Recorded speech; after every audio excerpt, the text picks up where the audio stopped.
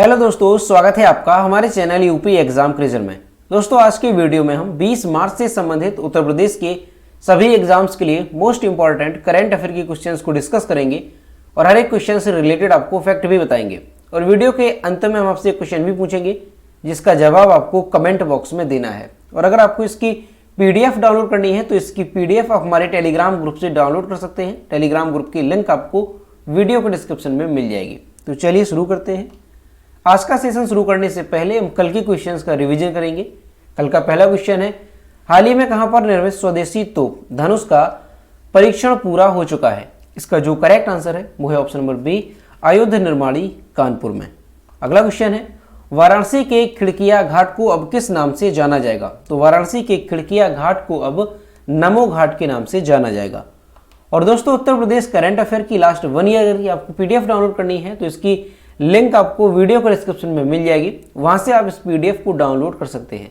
इस PDF में हमने जनवरी से लेकर के दिसंबर 2021 तक उत्तर प्रदेश करंट अफेयर की सभी इंपोर्टेंट क्वेश्चंस को विस्तार पूर्वक बताया है। और दोस्तों इसके साथ ही अगर आपको मंथली PDF डाउनलोड करनी है, जैसे जनवरी फरवरी मंथ 2022 की PDF डाउनलोड करनी है, तो इसकी लिंक भी आपको वीडियो के डिस्क्रिप्शन में मिल जाएगी, वहां से आप ये दोनों PDF डाउनलोड कर सकते हैं। और दोस्तों PDF डाउनलोड करने में अगर कोई भी प्रॉब्लम होती है तो साइट पर आपको WhatsApp नंबर और ईमेल मिल जाएगा जिस पर आप कांटेक्ट कर सकते हैं। अगला क्वेश्चन है, डिफेंस कॉरिडोर परियोजना के लिए इन 3 संस्थाओं यूपीडा, IIT कानपुर और IIT BHU के अनुबंध की अवधि को कितने वर्ष तक के लिए बढ़ा दिया गया? तो इनके जो अनुबंध की अवधि है वो 3 वर्षों के लिए और बढ़ा दी गई है, यानी ऑप्शन नंबर सी यहाँ पे करेक्ट होगा। अगला क्वेश्चन है, भारत का पहला digital water data bank aquarium किस राज्य में लॉन्च किया गया? तो ये कर्नाटक में लॉन्च किया गया है, यानी ऑप्शन नंबर ए यहाँ पे करेक्ट होगा। अगला क्वेश्चन है, गंगा नदी से ब्रह्मपुत्र तक जाने वाले सबसे लंबा जहाज कौन सा बना? तो सबसे लंबा जहाज बन गया है MB राम प्रसाद बिस्मिल, यानी ऑप्शन नंबर सी यहाँ पे करेक्ट होगा। अगला क्वेश्चन है, वन पर्यावरण और जलवायु परिवर्तन मंत्रालय ने देश की कितने प्रमुख नदियों के कायाकल्प के लिए एक परियोजना की घोषणा की है? इसका जो करेक्ट आंसर है वो है ऑप्शन नंबर डी, 13 नदियों की। अगला क्वेश्चन है, रेजर रेमन का निधन हुआ, वह एक प्रसिद्ध क्या थे? तो ये एक प्रसिद्ध रेसलर थे। अगला क्वेश्चन है, हाल ही में संयुक्त राष्ट्र महासभा ने इस्लामोफोबिया का मुकाबला करने हेतु किस तारीख को अंतर्राष्ट्रीय दिवस के रूप में स्थापित करने के प्रस्ताव को मंजूरी दी है? इसका जो करेक्ट आंसर है वो है ऑप्शन नंबर ए, 15 मार्च को। अगला क्वेश्चन है, किसने भारत का पहला green hydrogen fuel cell electric वाहन टोयोटा मिराई लॉन्च की? इसका जो करेक्ट आंसर है वो है option number A, Nitin Gadkari ने। तो दोस्तों ये थे कल के क्वेश्चंस जिसका हमने रिवीजन किया। अब हम शुरू करते हैं आज का सेशन। आज का पहला क्वेश्चन है, हाल ही में प्रदेश के किस एयरपोर्ट पर नई कार्गो सुविधा शुरू की गई है? तो प्रदेश में जो है लखनऊ एयरपोर्ट पर एक नई कार्गो सुविधा शुरू की गई है, यानी ऑप्शन नंबर सी इसका करेक्ट होगा। लखनऊ एयरपोर्ट पर नई कार्गो सुविधा शुरू की गई है। और दोस्तों अभी जो है ये एक छोटे कार्गो टर्मिनल की तरह है और आगे चलकर जो है इसका विस्तार किया जाएगा। AAI ने इसके लिए प्लान बनाया, धनराशि स्वीकृत की गई, एयरपोर्ट का निजीकरण हुआ है और अब उसी योजना को और संवारते हुए अडानी प्रबंधन ने पूरा किया है। यानी ये जो कार्गो सुविधा है और जो एयरपोर्ट है इसका निजीकरण हुआ है, यानी प्राइवेट तौर पर इसका जो संचालन है वो किया जाएगा। और कौन करेगा? तो अडानी प्रबंधन, अडानी ग्रुप जो है इसका संचालन करेगा। अब यहाँ कार्गो क्षमता 40% बढ़ा दी गई है। अडानी एयरपोर्ट प्रवक्ता ने बताया कि पहले जो 5000 टन सालाना इसकी क्षमता थी वह अब 7000 टन हो गई है। तो यहाँ से दोस्तों ध्यान रखना है कि लखनऊ एयरपोर्ट पर जो है नई कार्गो सुविधा शुरू की गई है। दोस्तों कार्गो का मतलब क्या होता है? तो कार्गो शब्द का जो उपयोग है वो जहाज, विमान, ट्रेन, ट्रक आदि के द्वारा जो सामान ढुलाई होती है तो उसमें जो शब्द है कार्गो इसका प्रयोग किया जाता है, यानी सामान ढुलाई में। सामान ढुलाई को क्या कहते हैं? कार्गो कहते हैं। जो जहाज, विमान या ट्रेन आदि से सामान की ढुलाई होती है तो उसे कहा जाता है कार्गो। तो इस तरह से जो आयात और निर्यात होगा वो लखनऊ एयरपोर्ट पर अब बड़ी मात्रा में किया जा सकेगा, क्योंकि इसकी जो क्षमता है वो बड़ी है। अगला क्वेश्चन है, प्रदेश में कहां पर बच्चों की प्रतिभाओं को उभारने के लिए हर दिन सीखे अभियान की शुरुआत की जा रही है? इसका जो करेक्ट आंसर है वो है ऑप्शन नंबर बी, वाराणसी में। परिषदीय स्कूलों में छात्र छात्राओं को हर दिन कुछ नया सीखने को मिलेगा। मतगणना के बाद स्कूलों में हर दिन सीखें अभियान चलाने की तैयारी हो रही है। इसके तहत निजी स्कूलों की तर्ज पर हर दिन की कक्षाओं को माइक्रो प्लानिंग होगी और पढ़ाई के साथ खेल कूद की एक्टिविटी भी कराई जाएगी। पिछले सत्र में मतदाता जागरूकता अभियान के साथ खेलो बनारस जैसे आयोजन ने यह जताया कि परिषदीय स्कूलों में पढ़ने वाले बच्चों में खेल कूद से लेकर कला संगीत तक की प्रतिभा मौजूद है। कुछ बच्चों में पढ़ाई में जो है बच्चे बेहद ही अच्छे हैं, तो कई बच्चे मूर्तिकला और चित्रकारी में सिद्धहस्त हैं। यानी दोस्तों ये कार्यक्रम जो है प्रदेश में शुरू किया जा रहा है, कौन सा, हर दिन सीखें अभियान। ये अभियान चलाने की तैयारी जो है वो शुरू की जा रही है प्रदेश में। और इसके तहत क्या होगा कि जो बच्चे हैं, कुछ बच्चे पढ़ाई में अच्छे हैं, कुछ बच्चे मूर्तिकला, कुछ बच्चे चित्रकारी, यानी बच्चे जिस क्षेत्र में भी उनकी रुचि है उसके हिसाब से जो है उन्हें आगे बढ़ने के मौका दिया जाएगा। तो यहाँ पर आपको ध्यान रखना है कि हर दिन सीखें अभियान जो ये प्रदेश में शुरू किया जा रहा है, तो इसकी जो शुरुआत है वो कहाँ से की जा रही है, तो वाराणसी से इसकी शुरुआत की जा रही है। अगला क्वेश्चन है, प्रदेश के किस शहर में गायत्री शक्तिपीठ का निर्माण किया जाएगा? इसका जो करेक्ट आंसर है वो है ऑप्शन नंबर डी, अयोध्या में। अयोध्या के रामकोट स्थित गायत्री शक्तिपीठ में करोड़ों की लागत से 5 मंजिला भव्य गायत्री शक्तिपीठ का निर्माण किया जाएगा। भवन का निर्माण श्री राम जन्मभूमि मंदिर के निर्माण के साथ पूरा हो, इसे देखते हुए भवन निर्माण की तैयारियां प्रारंभ कर दी गई हैं। 6 मई को अखिल विश्व गायत्री परिवार शांति कुंज हरिद्वार के देव संस्कृति विश्वविद्यालय के प्रति कुलपति डॉक्टर चिन्मय पांड्य भूमि पूजन करेंगे। तो दोस्तों ध्यान रखना है कि अगर पूछा जाता है कि प्रदेश में कहां पर एक भव्य गायत्री शक्तिपीठ का निर्माण किया जाएगा, तो ये किया जाएगा अयोध्या में। अयोध्या में कहां पर, तो रामकोट स्थित गायत्री शक्तिपीठ में जो है ये निर्माण किया जाएगा। और इसका जो भूमि पूजन है वो कौन करेगा, तो आपको ध्यान रखना है हरिद्वार के देव संस्कृति विश्वविद्यालय के प्रति कुलपति डॉक्टर चिन्मय पांड्या जो है इसका भूमि पूजन करेंगे 6 मई को। अगला क्वेश्चन है, अंतर्राष्ट्रीय प्रसन्नता दिवस कब मनाया जाता है? इसका जो करेक्ट आंसर है वो है ऑप्शन नंबर ए, 20 मार्च को।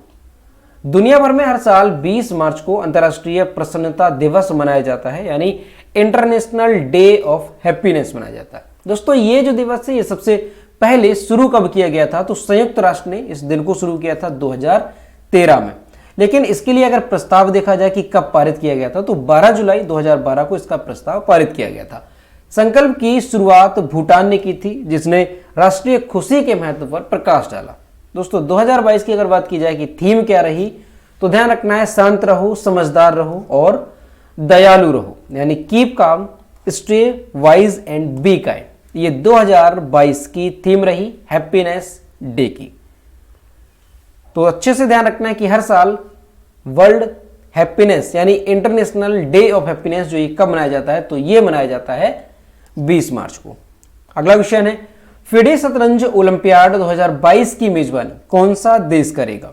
तो ये करेगा अपना देश भारत, यानी ऑप्शन नंबर बी यहां पे करेक्ट होगा। भारत को फिडे शतरंज ओलंपियाड 2022 के लिए मेजबान राष्ट्र के रूप में चुना गया है। ओलंपियाड का ये 44वां संस्करण है जो कि 26 जुलाई से शुरू होगा और 8 अगस्त 2022 तक इसका आयोजन किया जाएगा। और कहां पर किया जाएगा, तो चेन्नई के अंदर इसका आयोजन किया जाएगा।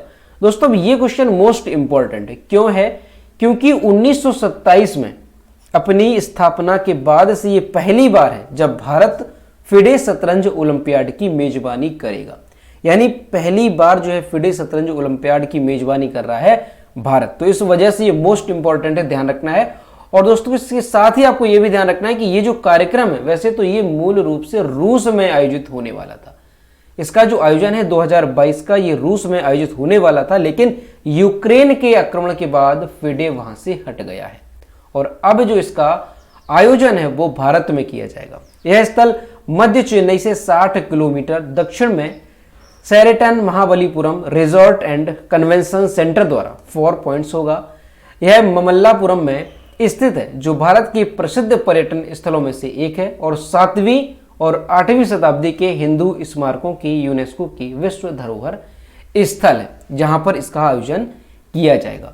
तो आपको अच्छे से ध्यान रखना है कि फिडे शतरंज ओलंपियाड 2022 की जो मेजबानी है वो कौन सा देश करेगा, तो ये करेगा अपना देश भारत। और इसका आयोजन कब से कब तक किया जाएगा, तो 26 जुलाई 2022 से 8 अगस्त 2022 तक इसका आयोजन किया जाएगा। कहां पर, चेन्नई में। अगला क्वेश्चन है, और दोस्तों अगर आपको इस वीडियो का ऑडियो रिवीजन करना है तो इसका ऑडियो रिवीजन आप खबरी ऐप पर कर सकते हैं। खबरी ऐप पर आपको कैसे जुड़ना है, तो सबसे पहले आपको गूगल प्ले स्टोर पर जाना है, वहां पर आपको खबरी एप्लीकेशन डाउनलोड करना है। खबरी एप्लीकेशन डाउनलोड करने के बाद आपको इस वीडियो के डिस्क्रिप्शन में एक लिंक मिलेगी ऑडियो रिवीजन ऑन खबरी के नाम से, तो उस पर आपको क्लिक करना है। जैसे ही आप उस लिंक पर क्लिक करेंगे तो आप खबरी एप्लीकेशन पर पहुंच जाएंगे और वहां पर आपको जो हमारा चैनल है यूपी एग्जाम क्रेजर वो शो होगा, जिसे आपको फॉलो कर लेना है। हाल ही में किसी वैज्ञानिक अनुसंधान के लिए 31वें जीडी बिड़ला पुरस्कार के लिए नामित किया गया? इसका जो करेक्ट आंसर है वो है option number A, professor Narayan Pradhan को। प्रोफेसर नारायण प्रधान को भौतिक विज्ञान के क्षेत्र में उनके उत्कृष्ट योगदान के लिए वैज्ञानिक अनुसंधान के लिए 31वें जीडी बिड़ला पुरस्कार के लिए चुना गया है। उन्होंने छोटे प्रकाश सामग्री के नए आकार को डिजाइन करने में मदद करने के लिए क्रिस्टल मॉड्यूलेशन में अपनी विशेषज्ञता प्रदान की है।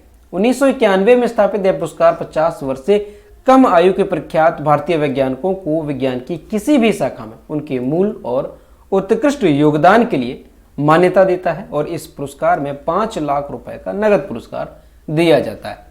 तो दोस्तों अच्छे से ध्यान रखना है कि 31वें जीडी बिड़ला पुरस्कार के लिए किसे चुना गया है, तो प्रोफेसर नारायण प्रधान को चुना गया है।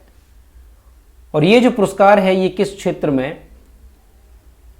एक अनोखा काम करने के लिए दिया जाता है, तो ये चीज आपको ध्यान रखनी है। तो भौतिक विज्ञान के क्षेत्र में उनके उत्कृष्ट योगदान के लिए ये जो पुरस्कार है वो दिया जा रहा है प्रोफेसर नारायण प्रधान को। अगला क्वेश्चन है, 2050 तक कार्बन उत्सर्जन को शून्य करने के लिए लक्ष्य निर्धारित करने वाला दक्षिण एशिया का पहला शहर कौन सा बन गया है? तो यह बन गया है मुंबई, यानी ऑप्शन नंबर डी यहां पे करेक्ट होगा।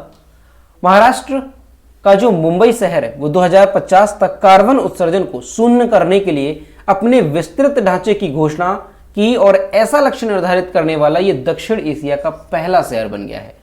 मुंबई का लक्ष्य 2070 तक शुद्ध शून्य उत्सर्जन तक पहुंचने के भारत के लक्ष्य से 20 साल आगे है। यानी शुद्ध शून्य उत्सर्जन तक पहुंचने का जो भारत का लक्ष्य है वो है 2070 तक का, और जो मुंबई शहर है इसने लक्ष्य रखा है 2050 तक, यानी भारत के लक्ष्य से ये 20 साल आगे है। लक्ष्य में 2030 तक ग्रीन हाउस गैस उत्सर्जन में 30% की कमी और 2040 तक 44% की कमी भी शामिल है। यानी ये जो लक्ष्य है वो रखा गया है मुंबई की ओर से कि 2050 तक कार्बन उत्सर्जन को शून्य किया जाएगा, और ऐसा लक्ष्य निर्धारित करने वाला ये दक्षिण एशिया का पहला शहर बन गया है। तो आपको नाम ध्यान रखना है कि महाराष्ट्र का जो मुंबई है उसने ऐसा लक्ष्य रखा है 2050 तक। अगला क्वेश्चन है, हाल ही में किस देश में महात्मा गांधी ग्रीन ट्रायंगल नाम से एक पार्क का अनावरण किया गया? इसका जो करेक्ट आंसर है वो है ऑप्शन नंबर सी, मेडागास्कर में। आजादी का अमृत महोत्सव को चिन्हित करने के लिए मेडागास्कर में महात्मा गांधी ग्रीन ट्रायंगल का अनावरण किया गया। मेडागास्कर में भारत के राजदूत अभय कुमार ने एंटानानारिवो की मेयर नैना एंड्रिया टिटोना के साथ ग्रीन ट्रायंगल का उद्घाटन करके आजादी का अमृत महोत्सव मनाया। पट्टिका में हरा शब्द सतत विकास और पर्यावरण को बचाने के लिए उनकी प्रतिबद्धता को दर्शाता है। इस पार्क का नाम महात्मा गांधी ग्रीन ट्रायंगल रखना महात्मा गांधी को एक उपयुक्त श्रद्धांजलि है। तो दोस्तों अच्छे से ध्यान रखना है कि अगर आपसे पूछा जाता है कि महात्मा गांधी ग्रीन ट्रायंगल का जो अनावरण है वो किस देश में किया गया, तो मेडागास्कर में एक पार्क जो है स्थापित किया गया है। किनके नाम से? तो महात्मा गांधी के नाम से। तो आपको इस वजह से ये नाम मोस्ट इंपॉर्टेंट ध्यान रखना है, किस देश में? मेडागास्कर में। दोस्तों मेडागास्कर की अगर बात की जाए तो इसकी कैपिटल आपको ध्यान रखनी है एंटानानारिवो, इसकी कैपिटल है। मेडागास्कर की करेंसी क्या है? तो मालागासी एरेरी मेडागास्कर की करेंसी है। और मेडागास्कर के राष्ट्रपति कौन है? तो एंड्री राजो एलिना वर्तमान में मेडागास्कर के राष्ट्रपति हैं। अगला क्वेश्चन है, हाल ही में किस देश के खगोल वैज्ञानिक यूजीन पार्कर का निधन हो गया? इसका जो करेक्ट आंसर है वो है ऑप्शन नंबर ए, अमेरिका के। और यहां पर आप इमेज में देख सकते हैं, ये थे अमेरिकी खगोल वैज्ञानिक यूजीन पार्कर, जिनका हाल ही में निधन हो गया है। सौर भौतिकी में योगदान देने वाले अमेरिकी खगोल वैज्ञानिक यूजीन न्यूमैन पार्कर का 94 वर्ष की आयु में निधन हो गया। यूजीन पार्कर ने 2018 में नासा के पार्कर सोलर प्रोब के लॉन्च को देखा, जो एक जीवित व्यक्ति के नाम पर नासा का पहला मिशन था और उनके नाम पर एक अंतरिक्ष यान के लॉन्च का गवाह बनने वाले ये पहले व्यक्ति बने। पार्कर हेलियोफिजिक्स के क्षेत्र में दूरदर्शी है, जो सूर्य और अन्य सितारों के अध्ययन पर ध्यान केंद्रित करते हैं, और वे सौर हवा के अस्तित्व पर अपने सिद्धांत के लिए जाने जाते हैं, जो सूर्य की सतह के कणों का एक सुपरसोनिक प्रवाह है। और उन्होंने 1950 के दशक में हेलियोफिजिक्स के क्षेत्र का निर्माण किया।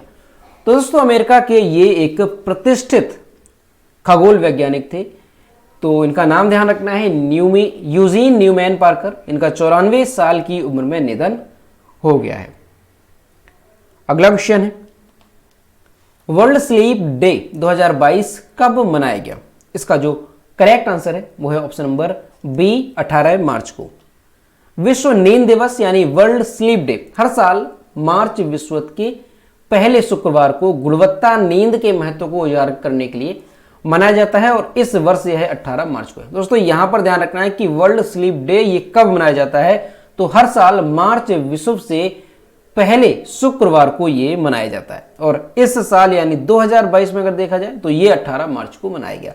विश्व नींद दिवस ये नींद का उत्सव है और नींद से संबंधित महत्वपूर्ण मुद्दों पर कार्रवाई करने का आह्वान है, जिसमें चिकित्सा, शिक्षा, सामाजिक पहलू और ड्राइविंग शामिल है।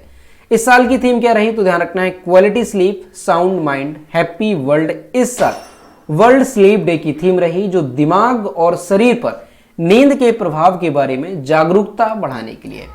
दोस्तों मोस्ट इंपॉर्टेंट है, ध्यान रखना है कि हर साल वर्ल्ड स्लीप डे जो है कब मनाया जाता है, तो हर साल मार्च विश्व से पहले शुक्रवार को यह मनाया जाता है, और 2022 की अगर बात करें तो 18 मार्च को यह दिवस मनाया गया। तो दोस्तों ये थे 20 मार्च से संबंधित उत्तर प्रदेश के सभी एग्जाम्स के लिए मोस्ट इंपॉर्टेंट करेंट अफेयर के क्वेश्चन जो कि हमने डिस्कस किए।